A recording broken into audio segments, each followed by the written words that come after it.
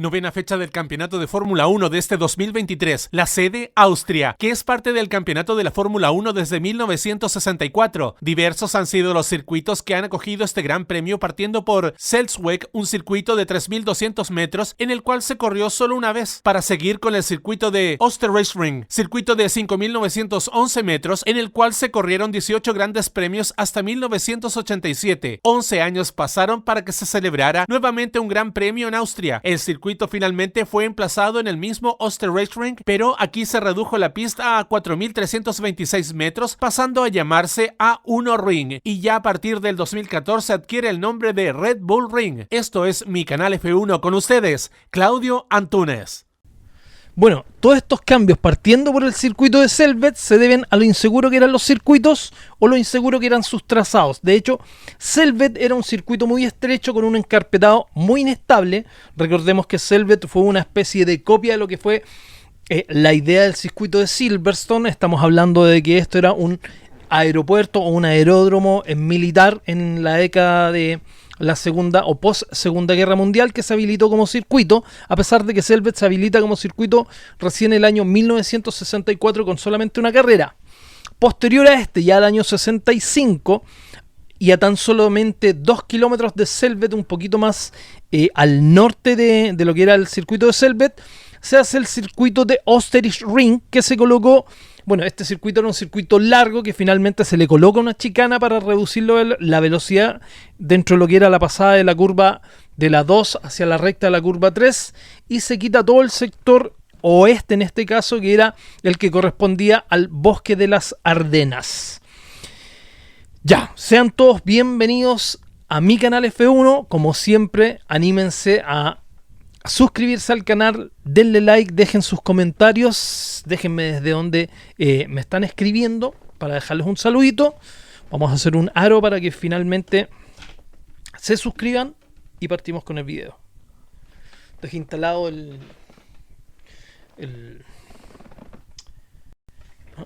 letrerito. Es de esperar que la cámara no se maree mucho con los colores, pero en fin. Bueno, vamos a ver ahora lo que es los datos y estadísticas del circuito. Esta va a ser la carrera número 1088 para la Fórmula 1 y la número 36 como Gran Premio de Austria, dentro de las cuales se cuenta, como les dije, una carrera en Selvet, la que dio origen al Gran Premio de Austria el año 1964. Posteriormente son 18 en Osterreichring, 7 carreras en A1 Ring.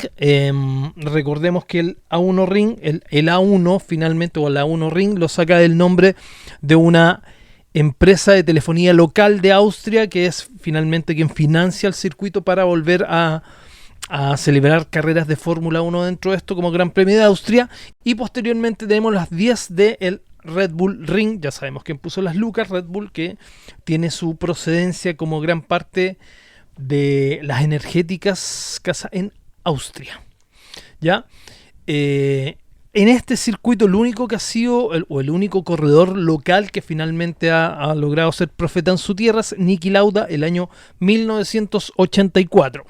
El récord del circuito en quali es de 1 minuto 2.939. Esto es por Valtteri Bottas el año 2019, a bordo de su Mercedes.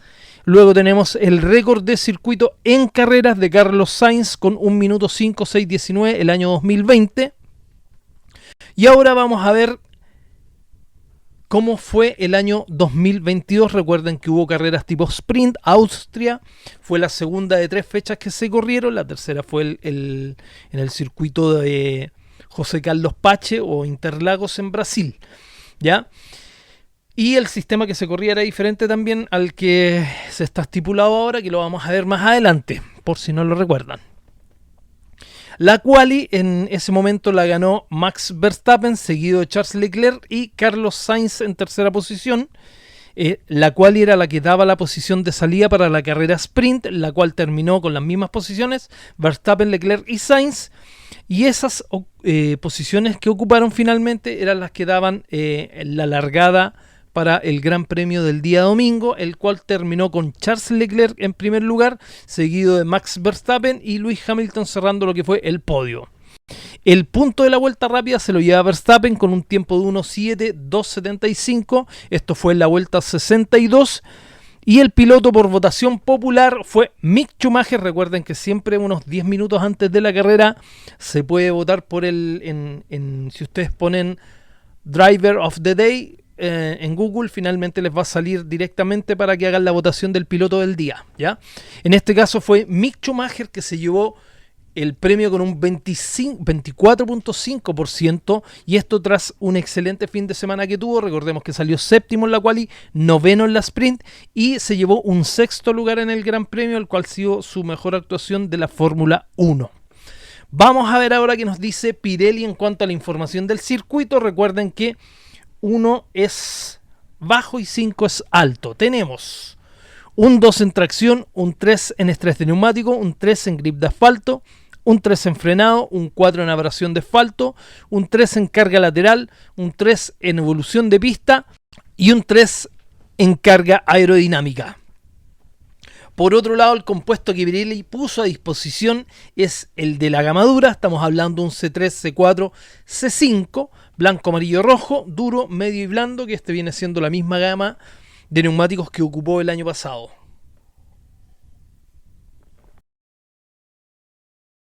En cuanto a la presión de neumáticos, la mínima es de 23 PSI en el tren delantero y de 20 PSI en el tren trasero. Por otro lado, el límite de camber o inclinación es de menos 3.25 en el tren delantero y de menos 1.75 en el tren trasero. Vamos a ir ahora con una serie de slides, así que hice un trabajo que alcancé a terminar. Hay algunas que me faltan que no las dejé puestas acá, pero cada slide tiene la información de los 23 circuitos actuales, y dentro de esos 23 circuitos vamos de mayor a menor en qué puesto se ocupa cada uno de los circuitos, ya sea esto por longitud, por vueltas rápidas, por quien tiene la posibilidad de ganar la carrera saliendo desde la pole o saliendo desde la quali de la pole. Así que hay una serie de información que ahora viene todo esto en esas infografías que la vamos a ver a partir de ahora. Y tenemos la primera, que es grandes premios versus actuales circuitos. O sea, estamos hablando, en el caso del Red Bull Ring, que lo tengo destacado con otro color, la cantidad de grandes premios en este caso son 35, sumando Selvet, Osterich Ring, A1 Ring y Red Bull Ring, suman 35, y son 18 finalmente los que se han corrido entre A1 Ring y Red Bull Ring. Eso lo ocupa más o menos en la medianía de la tabla. Estamos hablando, porque yo tomo en consecuencia esos 18, porque son finalmente es el mismo dibujo de trazado que se está haciendo hoy en día. Son 71 vueltas, finalmente es el trazado del circuito uno de los más cortos, por ende eso es la cantidad de vueltas. Está en el cuarto lugar, solamente por debajo de Mónaco, Países Bajos, y empata con México en la cantidad de vueltas. La longitud del circuito es de 4.326 metros. También está casi al final de la tabla. Lógicamente en Montecarlo, que es una excepción a la regla, se corre a menor cantidad de vueltas de lo que exige la categoría para hacer un gran premio. Lo vamos a ver en la siguiente, porque todos los grandes premios se corren a un mínimo de 305 kilómetros. En el caso de Red Bull Ring, este tiene 307,20 metros. Esa es la distancia en carrera, y la única que hace la excepción a la regla es Mónaco, que se corre a una total de 260 kilómetros con 286 metros. Mónaco se corre a un total de 78 vueltas. Si Mónaco se corriese a esos 305 kilómetros, finalmente sería una cantidad, creo que de 92 vueltas. En cuanto a número de curvas, el Red Bull Ring es el que tiene una menor cantidad de curvas. Estamos hablando que solamente tiene 10 contra unos 27 que encabeza Yea Corniche. El balance de curvas también es el más bajo. Estamos hablando que tiene 3 curvas izquierdas y 7 curvas derechas. Y en la cantidad de curvas por carrera, ya, o sea, por la cantidad de vueltas, estamos hablando de que tiene solamente 710, ya solamente por encima de lo que es Monza con 583, pero Monza tiene una longitud más grande tiene más curvas, pero también tiene una mayor longitud, por ende son menos vueltas, por eso está solamente Monza por debajo. Luego tenemos la velocidad máxima, se encuentra prácticamente a 3/4 de la tabla con 327,4 kilómetros, con un promedio de velocidad de 210 kilómetros. Recordemos que tiene básicamente casi 4 rectas, pero no son de gran longitud.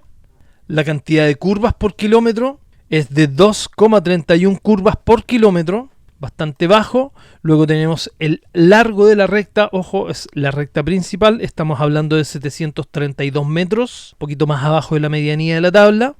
Desde el cajón de la pole hasta la curva 1 hay solamente 311 metros. El tiempo con acelerador a fondo es de un 70%, está básicamente en la parte alta junto con Suzuka y con el circuito de los hermanos Rodríguez. El de frenado es de un 14% y esto dado la poca cantidad de curvas que tiene el circuito, a pesar de que tiene un par de zonas de frenado fuerte.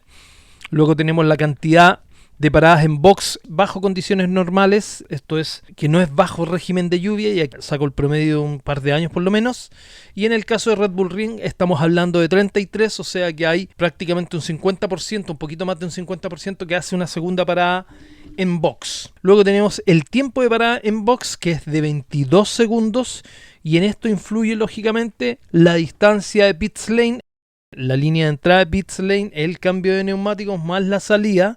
Ya recuerden que se puede circular normalmente no más de 80 km por hora y en ciertos circuitos en los cuales no se puede circular sobre los 60. Ya de esto estamos hablando que la distancia pit lane es de 357 metros.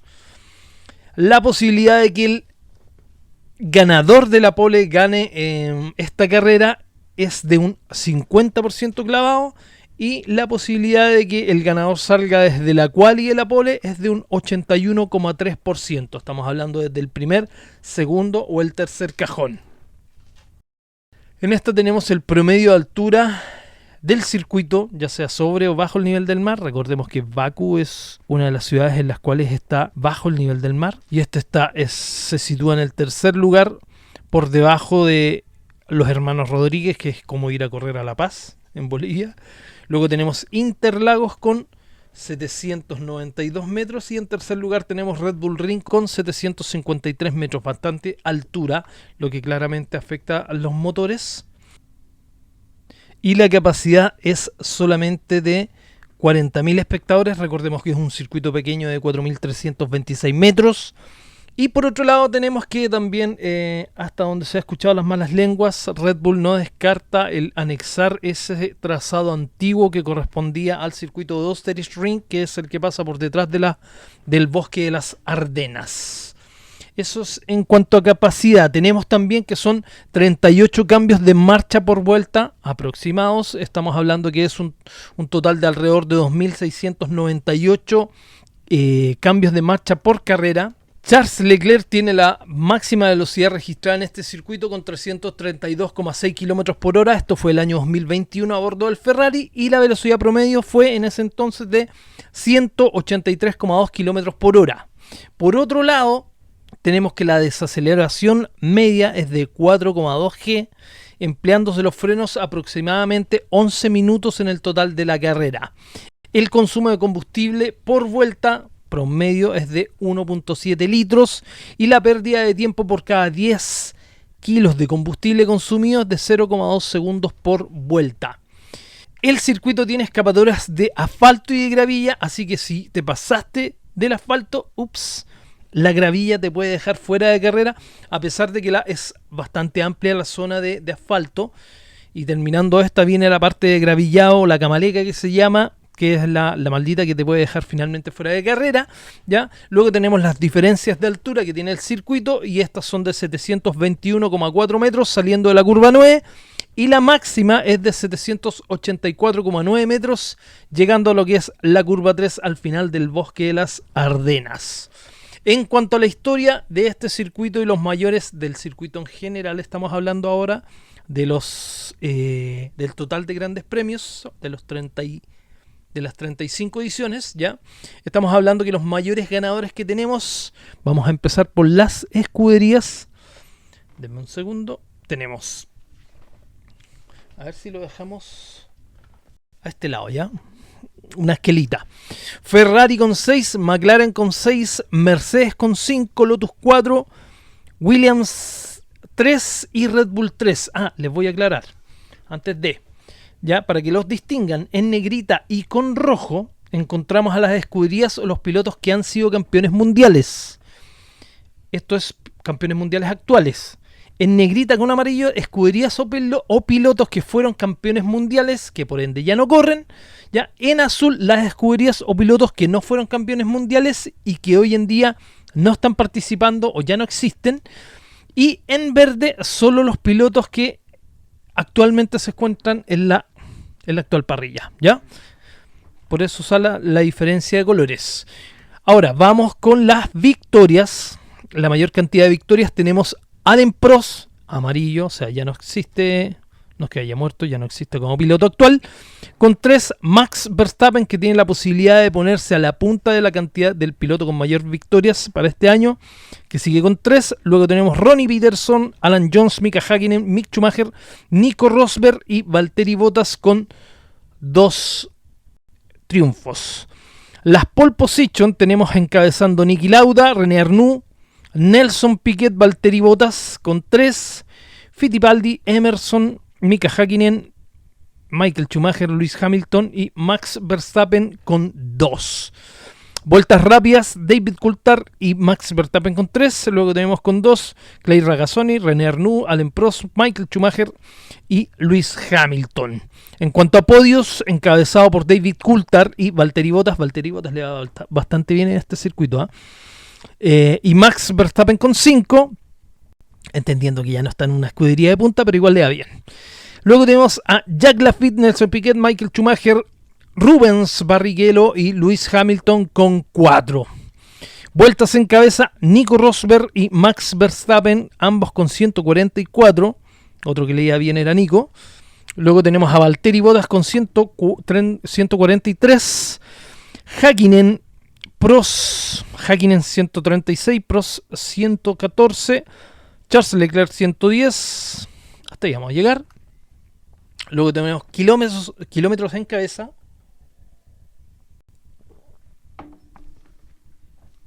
Prost 677, Nico Rosberg 623, Verstappen 622, Valtteri Bottas 617, Häkkinen 588 y Leclerc con 475 puntos. Son 126 de Verstappen, ya está en la cabeza, 123 de Hamilton, Valtteri Bottas 110 y Charles Leclerc con 74. ¿Qué más tenemos? Estoy medio atorado, perdón. Ya, nos vamos ahora con el cuadro. Acá está. Esto se los voy a dejar a pantalla completa y es el cuadro de las 3 zonas cronometradas y 3 también las zonas de DRS. Tenemos la primera, como siempre, que es de color rojo. Estamos hablando de las zonas cronometradas. Esta zona, si se fijan, tiene tan solo 2 curvas. Básicamente una, porque la 2 es prácticamente inexistente. Va desde la línea de salida y poco antes de llegar a la curva 1 tenemos la primera zona de detección de DRS. Pasando por esta encontramos una recta que es de alrededor de 900 metros con unos 760 metros de régimen de DRS activo. Unos 120 metros antes de llegar a lo que es la curva 3 comienza el segundo sector de color azul. Este tiene 4 curvas.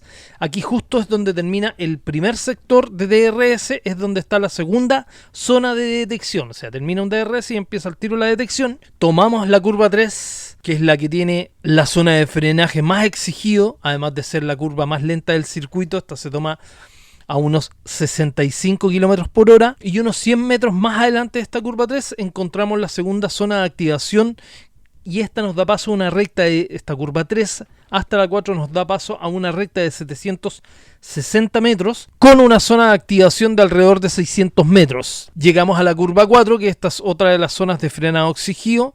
Es una curva un poquito más rápida que se toma a unos 100 km por hora. Se hace la 5 a fondo, luego tomamos la 6 a la izquierda, se pasa por encima de lo que son los 200 kilómetros por hora, hasta antes de llegar a las 7, la curva 7, está la tercera zona cronometrada. Aquí esta es de color amarillo, con 5 curvas, y retomando, tenemos que la 7 es muy parecida a la curva 6, pero esta está un poquito por debajo de los 200 kilómetros por hora. Tomamos la 8 a la derecha, que está a fondo también, para llegar a la curva 9. Esta se toma casi muy al borde de los 200 kilómetros por hora. Saliendo de esta tenemos la tercera zona de detección de DRS. Tomamos la 10, que es un poquito más lenta que la 9. Estamos hablando alrededor de unos 150 kilómetros por hora. Para encarar la recta principal, esta mide unos 732 metros.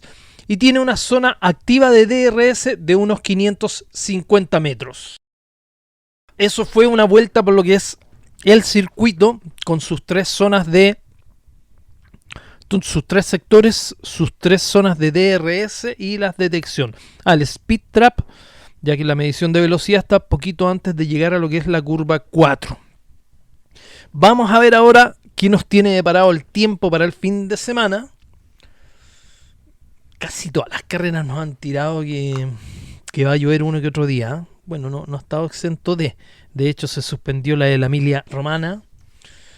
Y acá, no sé si se enteraron en el extranjero, en Chile tuvimos unas inundaciones más o menos bravas. Desde lo que es la región metropolitana hacia la región de O'Higgins y la del Maule, que eran antiguamente RM... sexta y séptima región. Ya cambió ese asunto del número de regiones, pero se salieron bastantes ríos. Me fui en bola con esto, pero no importa.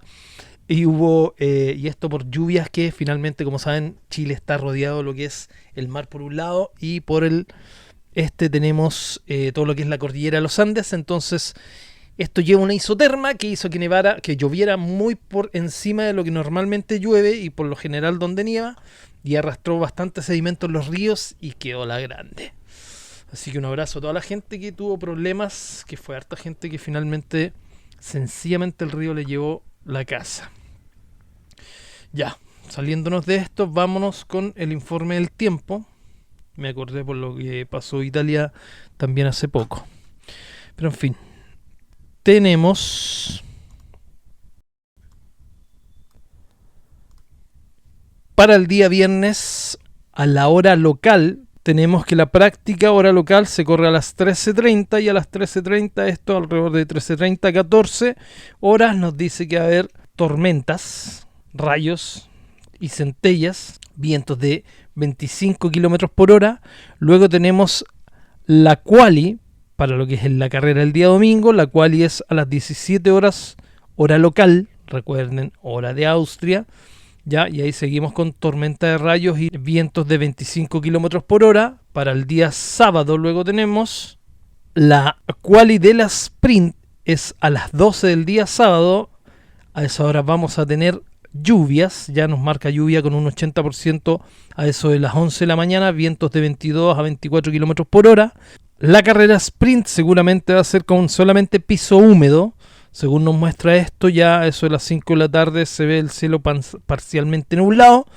Y recordemos que la sprint es a eso de las 4:30. En el tiempo nos muestra a las 5 parcialmente nublado, pero la última lluvia se muestra a eso a las 2 de la tarde, 70% probabilidad. Y los vientos van a subir un poco a 28 kilómetros por hora. Y para el día domingo, día del Gran Premio, hora local, la carrera es a las 15 horas.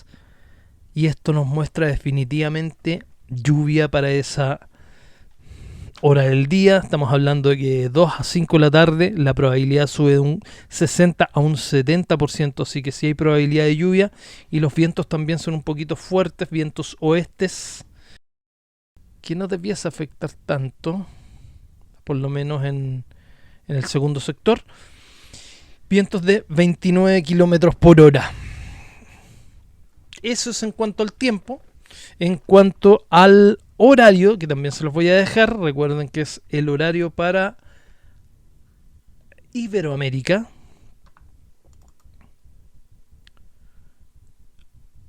Ojo que este horario yo lo saco conforme a la página oficial, ¿eh? Porque vi por otros lados que hay algunas diferencias en los usos horarios. siempre verifíquenlo, pero yo lo saco directamente de la página oficial de la Fórmula 1. Tenemos, recuerden, viernes la Libres 1 y después la Quali. Horario de México, 5:30, 9 horas la Quali. Luego el sábado tenemos la Quali de la Sprint y lo que es la Sprint. Viene siendo 4 de la mañana y 8:30 y la carrera es a las 7 de la mañana. Luego van agregando ese mismo horario, abajito está cada uno de los países, se va agregando una hora, lo que es Colombia, Panamá, Perú, Ecuador, 2 horas con respecto a México, lo que es Bolivia, Chile, Venezuela, de todas maneras están todas las horas ya, y 3 horas con respecto a México, tiene Argentina, Paraguay, Uruguay, y luego tenemos a España, que tiene el horario del día viernes 13:30, luego 17 horas, para el sábado tiene las 12 y las 15:30, y para el día domingo, el día del Gran Premio, las 15 horas. Listo, espero que les haya gustado el video con todo el arsenal de información que les dejé. Es momento, si les gustó el video, es momento que se suscriban, que se ayudan compartiendo el video, que dejen sus likes, sus comentarios abajito en la caja. Y eso sería todo, estimados. Nos estamos viendo, a ver si hago un post carrera, por ahí por el día domingo, el día lunes, o alguna noticia en especial. Un abrazo, cuídense, pórtense mal para que lo pasen bien, fomenten el deporte tuerca dentro de quienes nos gusta, no anden haciendo pavadas en las calles. Espero que en sus localidades tengan circuito, porque aquí los cierran y después se quejan de que andan corriendo en las calles.